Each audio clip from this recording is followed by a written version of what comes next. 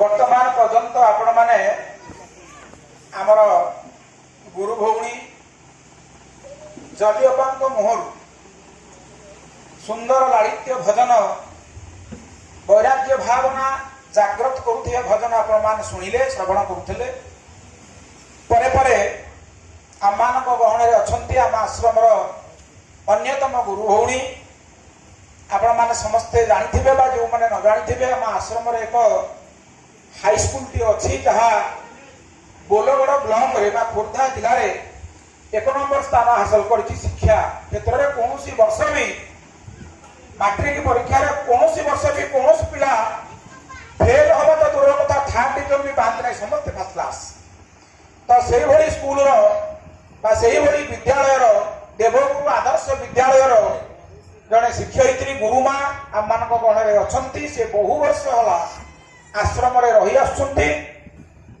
गुरुदेव प्रत्यक्ष सानिध्य मध्य सी अच्छा आमर आदरणीय मंजू गुरुमा से आपण मानू दुई पद कथा आध्यात्मिक भाव में दुई पद कथा कहवा हे पुणी आम परे परे भजन शुणा एवं निवेदन करुच्ची मंजू गुरुमा को से दुई पद आशीर्वचन रखी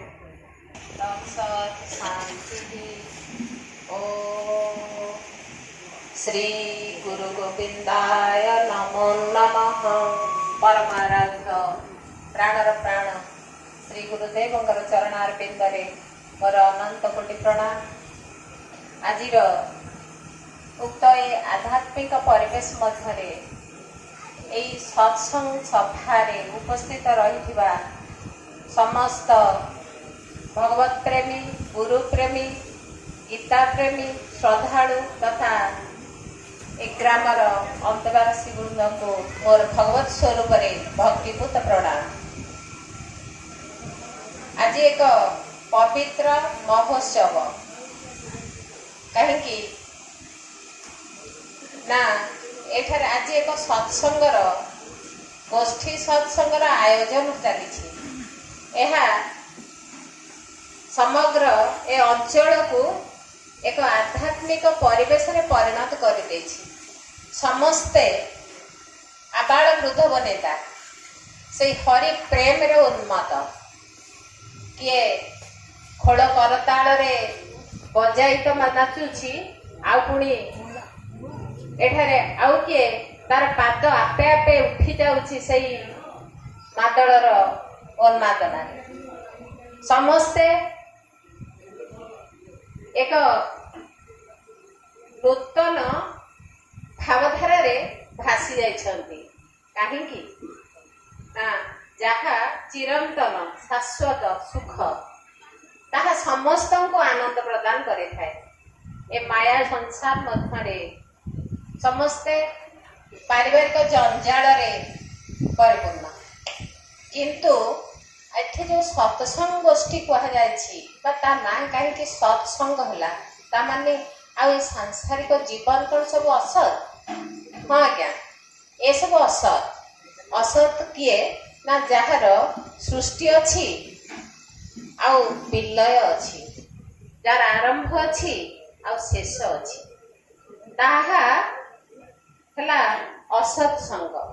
सत्संग कौन जहाँ चिरंतन शाश्वत दीप आबाहमान काल अच्छी आज रही आगामी पर्यंत रहिबो अर्थात ताहा हेउछि आम समस्त जो गुरु तत्व टिके पूर्वर आमर गोष्ठी चली केवल जे जो माने ए तत्वर अधिकारी होइछन से तो महापुण्यशाली आ अन्य समस्त नाम तत्व ईश्वर प्रेम यह कदापि विलोप हुए यह सदा सर्वदा चिर शाश्वत निर्मल यह यही प्रकार रे समस्त मन रे निश्चित भाव रे आनंद ही दब जो कथा समस्त को आनंद दिए आ खुशी करे ताकू ही कह जाए सत्संग।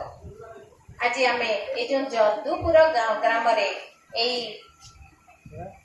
सत्संगर आयोजन चली यार महानता हेउछि प्रकृत रे ए ग्राम माटीर विशेषत्व निश्चित भाव एक नामर सार्थकता रही है।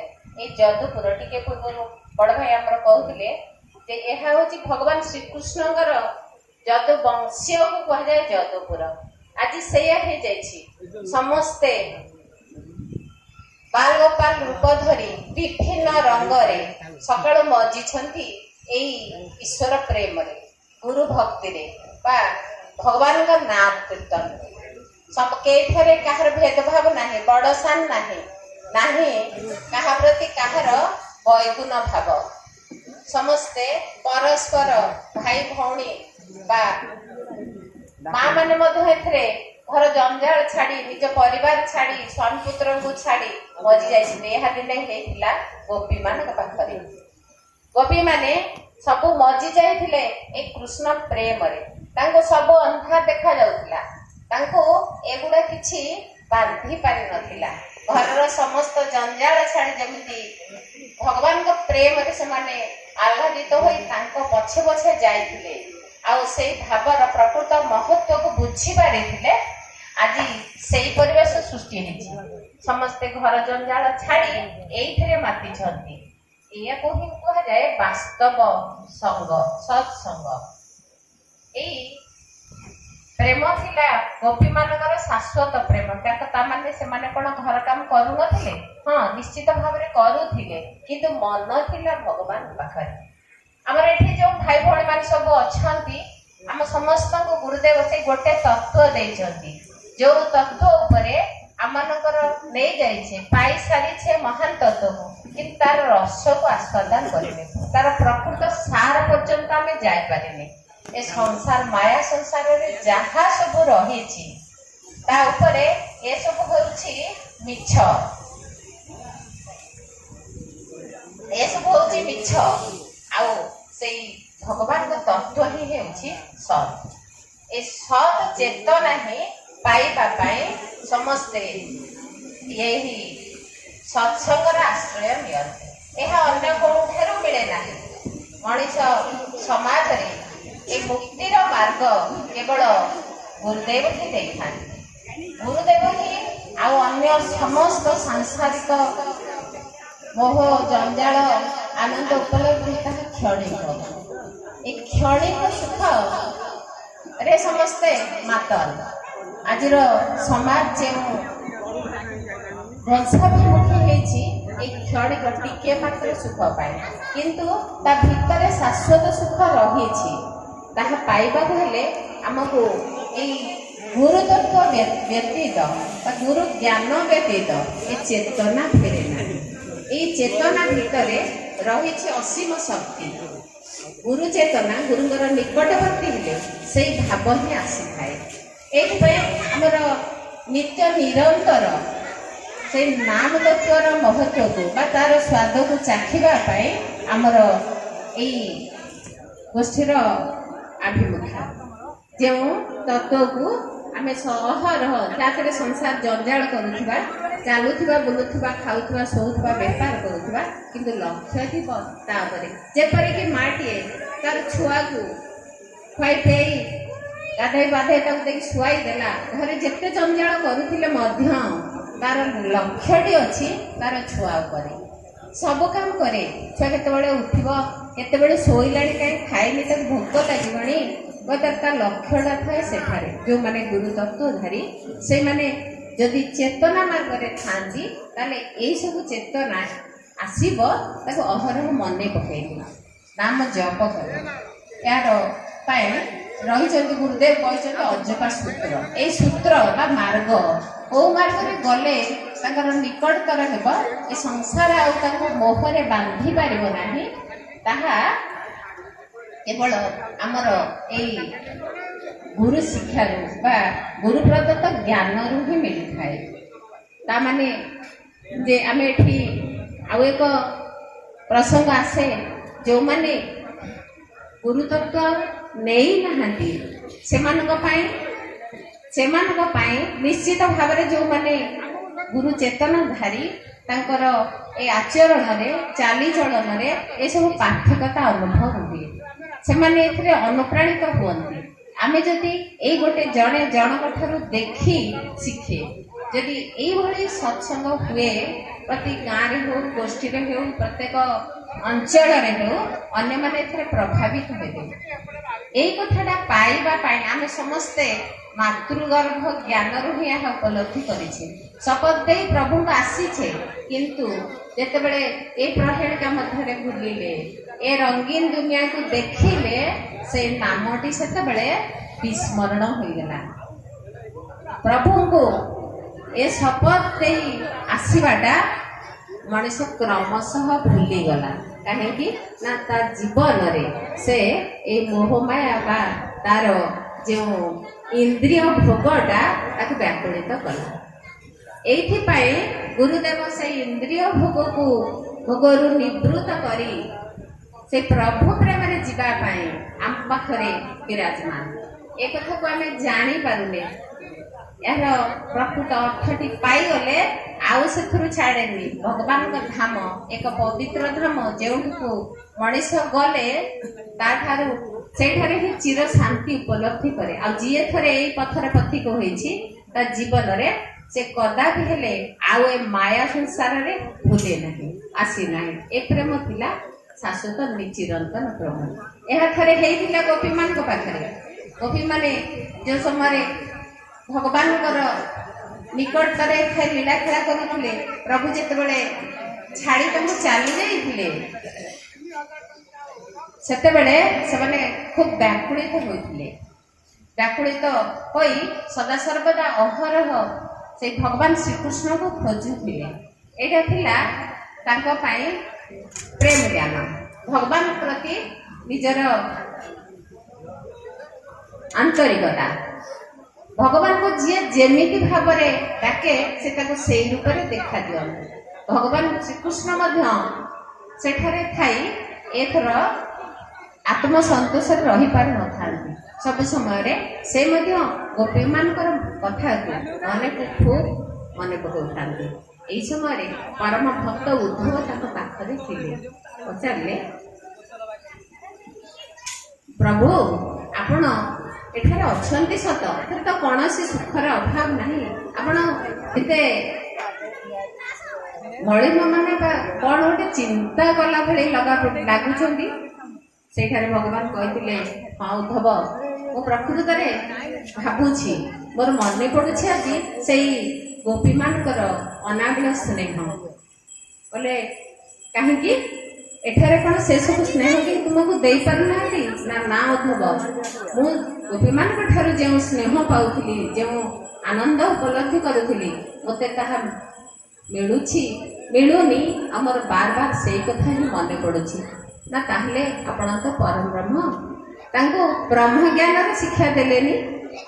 ସେମାନେ ଆପଣଙ୍କୁ ଆଉ ଭାବୁନଥାନ୍ତି ନା ଠିକ୍ ସିଏ ମୋତେ ହିଁ ଭାବୁଛନ୍ତି, ଯାହାଫଳରେ ମୁଁ ଏଠି ବିଚଳିତ ହେଉଛି ଆଉ ଥୟ ହୋଇ ରହିପାରୁନି। କାହିଁକି ନା ଆମର ଗୀତା ମଧ୍ୟ ପ୍ରମାଣ ଦିଅନ୍ତି, ଯେ ଯଥା ମାଂ ପ୍ରପଦ୍ୟନ୍ତେ ତଂ ତଥାଂ ଭଜାମ୍ୟହଂ। ମୋତେ ଯିଏ ଯେଉଁପରି ଭାବରେ ଭାବେ, ମୁଁ ତାକୁ ସେଇପରି ଭାବରେ ହିଁ ତାକୁ ଦର୍ଶନ ଦିଏ, ଆଉ ତା ପାଖରେ ମୁଁ ସେଇଆ ହୁଏ। ପ୍ରଭୁଙ୍କୁ ଯିଏ ନିଜର ଭାଇ, ବନ୍ଧୁ, ପିତା, ମାତା ବା ସଖା, ସ୍ୱାମୀ ଯିଏ ଯେମିତି ଭାବେ, ସେ ତା ପାଖରେ ସେଇଆ ହେଇଯାଆନ୍ତି।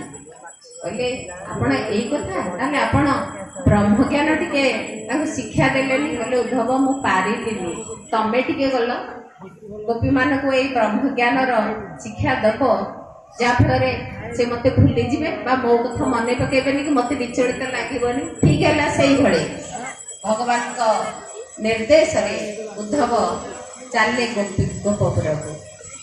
ଉଦ୍ଧବଙ୍କୁ ଦେଖି ସାରିଲା ପରେ ଆମ ପ୍ରଭୁଙ୍କ ଠାରୁ କ'ଣ ଆସିଛି ଖବର, କ'ଣ ଆସିଛି, କ'ଣ ଥରେ ଚିଟଉ ପଠେଇଛନ୍ତି, ସମସ୍ତ ଗୋପୀ ପାଗଳ ହୋଇ ଦୌଡ଼ି ଆସିଛନ୍ତି। ଭକ୍ତିରେ ଭକ୍ତି ଭାବଧାରା ଏତେ ଶୁଦ୍ଧ ଯେ ତାହା ସମସ୍ତଙ୍କୁ ଆନ୍ଦୋଳିତ କରିଥାଏ। ଏଥିରେ ଗୋପୀମାନେ ବୁଝିଲେ ନାହିଁ, ଜାଣିଲେନି, ବ୍ରହ୍ମଜ୍ଞାନ ଏଠି ତୁଚ୍ଛ ପଡ଼ିଗଲା ତାଙ୍କ ପ୍ରେମରେ, ତାଙ୍କର ଭାବଧାରାରେ।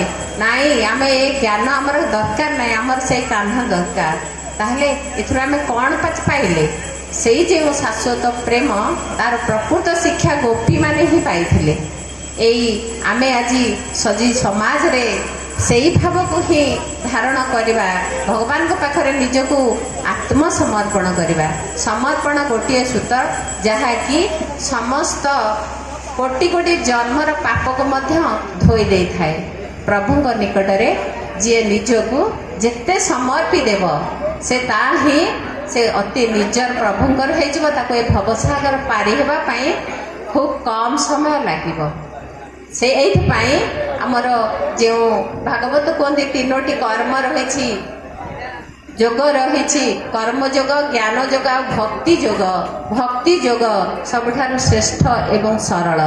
এই ଭକ୍ତି ମାର୍ଗରେ ପରିଚାଳିତ ହେଲେ ମନ ଦେହ ସହଜରେ ପ୍ରଭୁଙ୍କ ପାଖରେ ସମର୍ପିତ ହୋଇଯାଏ। ଭକ୍ତିକୁ ଶ୍ରେଷ୍ଠ କରି କଳିଯୁଗ ସେଇଥିପାଇଁ ନାମର ଆଧାର, ଯିଏ এই ନାମ କୀର୍ତ୍ତନ କରେ, ଅହରହ ନାମକୁ ସ୍ମରଣରେ ରଖେ, ଭଜନ କୀର୍ତ୍ତନ କରେ, ସେ ସହଜରେ ପ୍ରଭୁଙ୍କୁ ନିଜର କରିପାରେ। ତା ପାଇଁ କୌଣସି ଜ୍ଞାନର ଆବଶ୍ୟକତା ନାହିଁ, କଠିନ କର୍ମର ଆବଶ୍ୟକତା ନାହିଁ, କେବଳ ଆତ୍ମସମର୍ପଣ ଭକ୍ତି ଭାବରେ ଥରେ ପ୍ରଭୁଙ୍କୁ ଯିଏ ଆପଣାର କରିଦେଇଛି ସେ ତା ପାଖରେ ନିଜର ହେଇଯାଆନ୍ତି, ନିଜେ ମଧ୍ୟ ବନ୍ଧା ପଡ଼ିଯାଆନ୍ତି। ଏମିତିକି ଅନେକ ଉଦାହରଣ ରହିଛି। ଭଗବାନ ଭକ୍ତ ପାଇଁ ତା ଘରେ କାମ କରିପାରନ୍ତି, ଚାକର ହୋଇପାରନ୍ତି। ତମେ କ'ଣ ଅଛି କାର୍ଯ୍ୟ ଏମିତିକି ନ କଲା ଭଳି ପ୍ରଭୁଙ୍କର ନାହିଁ। ସେ ସଦା ସର୍ବଦା ଭକ୍ତବତ୍ସଳ ଭାବଗ୍ରାହୀ, କେବଳ ଚାହାନ୍ତି ଟିକିଏ ଭାବ। ଯେଉଁ ପ୍ରକାରରେ ଆଜି ଏଇ ପରିବେଶ ଉଛୁଳି ପଡ଼ିଛି ସେଇ ଭାବର ସ୍ରୋତରେ, ଆଉ ସେଇ ଭାବକୁ ପାଇବାକୁ ହେଲେ ନିଜକୁ ଭଗବାନଙ୍କ ସେବାରେ ନିୟୋଜିତ କରିବାକୁ ହେବ।